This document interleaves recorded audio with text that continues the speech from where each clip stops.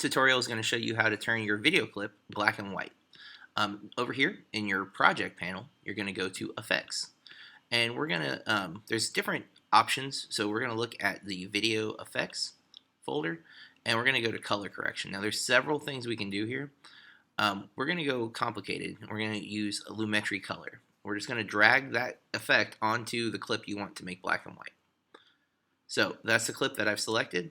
If I double click on the clip, it will show up in my source panel, and up here I have effect controls. Follow my mouse, effect controls. Click on that and you'll have all these different effects already on here, but if you scroll down, you're going to see Lumetri color.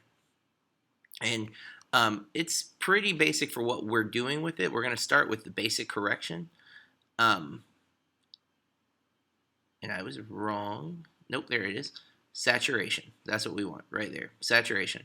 And to make it black and white, you're just simply going to turn this to 0. So you can click on it and type, or you can click and drag to the left and it will change the number. And you'll see the video turns black and white.